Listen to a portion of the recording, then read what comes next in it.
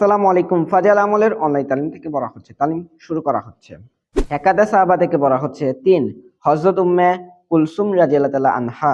হুজুর সাল্লাল্লাহু আলাইহি সাল্লামের তৃতীয় কন্যা ছিলেন হযরত উম্মে কুলসুম রাদিয়াল্লাহু তাআলা আনহা। হযরত উম্মে কুলসুম রাদিয়াল্লাহু তাআলা আনহা ও হযরত ফাতেমা রাদিয়াল্লাহু তাআলা আনহা এর মধ্যে কে বড় ছিলেন এই বিষয়ে মতভেদ রহিয়াছে। অধিকাংশের মতে হযরত উম্মে কুলসুম রাদিয়াল্লাহু তাআলা আনহা বড় ছিলেন। প্রথমে উতাইবা ইবনে আবু লাহাবের সহিত বিবাহ হয়, কিন্তু রুখসতী হইয়াছিল না, সেহেতু সূরায়ে তাবাত ইয়াদা নাজিল হওয়ার কারণে তালাক হইয়া যায়।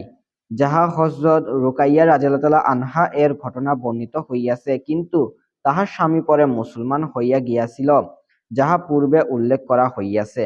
পক্ষান্তরে উতাইবা হযরত উম্মে কুলসুম রাদিয়াল্লাহু তাআলা আনহাকে তালাক দেওয়ার পর হুজুর সাল্লাল্লাহু আলাইহি সাল্লামের নিকট আসিয়া চরম বিয়াদবি ও অশোভনীয় কথাবার্তা বলে হুজুর সাল্লাল্লাহু আলাইহি সাল্লাম বদদোয়া করিলেন যে, হে আল্লাহ, আপনার কুকুরদের মধ্য হইতে একটি কুকুর তাহার উপর নিযুক্ত করিয়া দিন। আবু তালেব তখন জীবিত ছিলেন। মুসলমান না হওয়া সত্ত্বেও ভয় পাইয়া গেলেন এবং বলিলেন যে, তাহার বদদোয়া হইতে তোর রক্ষা নাই। অতঃপর উতাইবা একবার সিরিয়া সফর যাইতেছিল। তাহার পিতা আবু লাহাব সর্বপ্রকার বিদ্বেষ ও শত্রুতার থাকা সত্ত্বেও বলিতে লাগিল যে, আমার মুহাম্মদ সাল্লাল্লাহু আলাইহি সাল্লামের বদদোয়ায় ভয় হইতেছে। কাফেলার সবাই যেন আমাদের প্রতি লক্ষ্য রাখে। কাফেলা এক মজলিসে পৌঁছিল, যেখানে অনেক বাঘ ছিল। রাত্রে সমস্ত কাফেলার আসবাবপত্র একত্র করিয়া টিলার মতো বানাইয়া উহার উপর উতাইবাকে শোয়াইয়া এবং কাফেলার সমস্ত লোক চারিদিকে শয়ন করিলেন।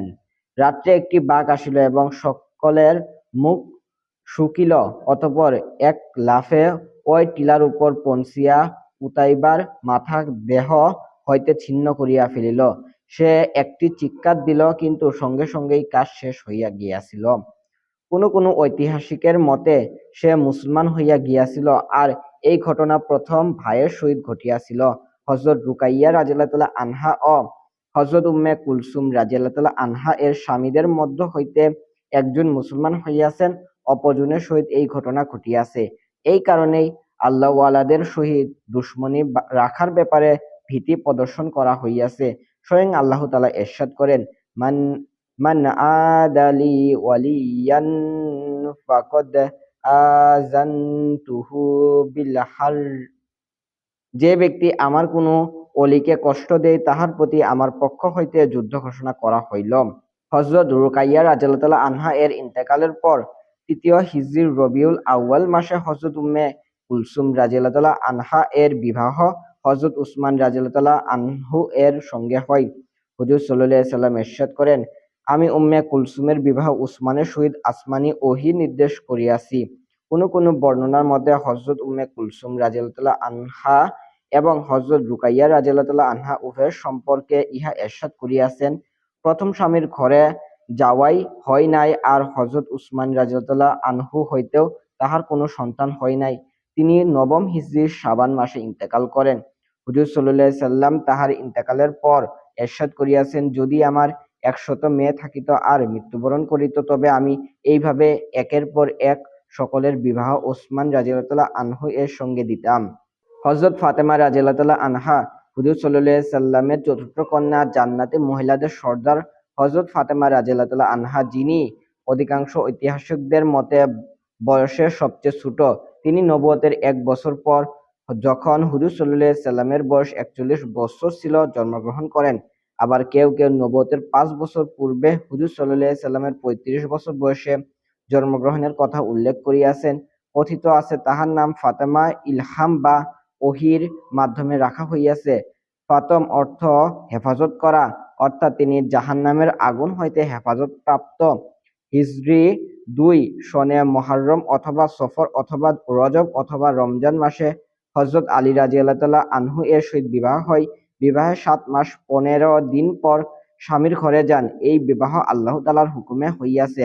উল্লেখ আছে যে, বিবাহকালে তাহার বয়স ছিল ১৫ বছর ৫ মাস। ইহা হইতেও তাহার জন্ম হুজুর সাল্লাল্লাহু আলাইহি সাল্লামের ৪১ বছর বয়সে হওয়া প্রমাণিত হয়। আর হযরত আলী রাদিয়াল্লাহু তাআলা আনহু এর বয়স ছিল ২১ বছর ৫ মাস অথবা 24 বছর 1.5 মাস। হুজুর সাল্লাল্লাহু আলাইহি সাল্লাম নিজের কন্যাদের সকলের মধ্যে তাহাকে বেশি ভালোবাসিতেন। যখন হুজুর সাল্লাল্লাহু আলাইহি সাল্লাম সফরে যাইতেন তখন সব শেষে তাহার নিকট হইতে বিদায় লইতেন, আর যখন সফর হইতে ফিরিয়া আসিতেন তখন সর্বপ্রথম তাহার কাছে যাইতেন।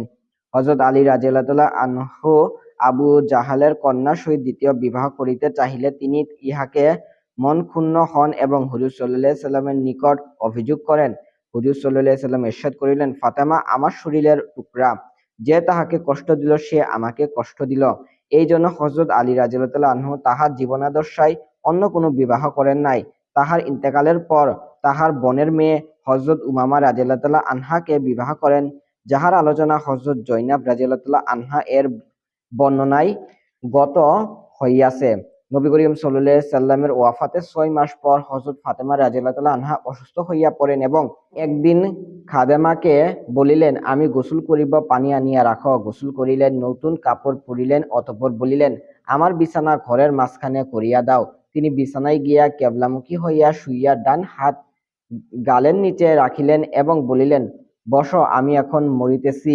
এই বলিয়া ইন্তেকাল করিলেন। হুজুর সাল্লাল্লাহু আলাইহি সাল্লামের বংশধারা তাহার পক্ষ হইতেই চলিয়াছে এবং ইনশাআল্লাহ কিয়ামত পর্যন্ত চলিতে থাকিবে। তাহার 6 সন্তান জন্মগ্রহণ করেন, তার মধ্যে 3 জন ছেলে 3 জন মেয়ে। সর্বপ্রথম হযরত হাসান রাদিয়াল্লাহু আনহু বিবাহের 2য় বৎসরে জন্মগ্রহণ করেন, অতঃপর 3য় বৎসরে অর্থাৎ হিজরি 4 সনে হযরত হুসাইন রাদিয়াল্লাহু আনহু জন্মগ্রহণ করেন। অতঃপর মুহাসিনা রাদিয়াল্লাহু আনহু জন্মগ্রহণ করেন, তিনি শৈশবেই মারা যান।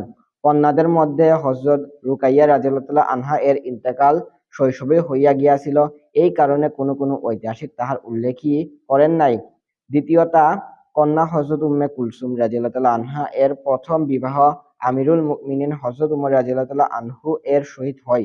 তাহার পক্ষ হইতে এক ছেলে জায়েদা রাদিয়াল্লাহু আনহু ও এক কন্যা রুকাইয়া রাদিয়াল্লাহু আনহু জন্মগ্রহণ করেন। হযরত উমর রাদিয়াল্লাহু আনহু এর ইন্তেকালের পর উম্মে কুলসুম রাদিয়াল্লাহু আনহা এর বিবাহ আউন ইবনে জাফর রাদিয়াল্লাহু আনহু এর সহিত হয়। তাহার পক্ষ হইতে কোনো সন্তান জন্মগ্রহণ করেন নাই। তাহার ইন্তেকালের পর তাহার ভাই মুহাম্মদ ইবনে জাফর রাদিয়াল্লাহু আনহু এর সহিত বিবাহ হয়। তাহার পক্ষ হইতে এক কন্যা জন্মগ্রহণ করেন, তিনি শৈশবে মারা যান। তাহার ইন্তেকালের পর তাহার তৃতীয় ভাই আব্দুল্লাহ ইবনে জাফরের সহিত হয়।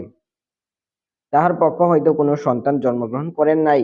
তাহারাই বিবাহে থাকিয়া হযরত উম্মে কুলসুম রাদিয়াল্লাহু আনহা এর ইন্তেকাল হয়, আর ওই দিনই তাহার ছেলে জায়েদা রাদিয়াল্লাহু আনহু এরও ইন্তেকাল হয়। উভয় জানাজায় একই সাথে বহন করিয়া নেওয়া হয় এবং বংশের ধারাবাহিকতা তাহার দিক হইতে চলে নাই। এই 3 ভাই আব্দুল্লাহ, আউন ও মুহাম্মদ রাদিয়াল্লাহু আনহু যাহাদের ঘটনা 6ষ্ঠ অধ্যায় 11 নম্বরে বর্ণিত হইয়াছে, তাহারা হইলেন হযরত আলী রাদিয়াল্লাহু আনহু এর ভাতিজা এবং হযরত জাফর তাইয়ার রাদিয়াল্লাহু আনহু এর পুত্র। হযরত ফাতেমা রাদিয়াল্লাহু আনহা এর তৃতীয় কন্যা হযরত জৈনব রাদিয়াল্লাহু আনহা ছিলেন। তাহার বিবাহ আব্দুল্লাহ ইবনে জাফর রাদিয়াল্লাহু আনহু এর সহিত হয়ে আব্দুল্লাহ ও আউন নামের তাহার 2 ছেলে জন্মগ্রহণ করেন, আর তাহারই বিবাহে থাকাকালীন ইন্তেকাল করেন। তাহার ইন্তেকালের পর আব্দুল্লাহ ইবনে জাফর রাদিয়াল্লাহু আনহু এর বিবাহ তাহার বোন হইতে উম্মে কুলসুম রাদিয়াল্লাহু আনহা এর সহিত হইয়াছিল। ইহারা হযরত ফাতেমা রাদিয়াল্লাহু আনহা এর সন্তান।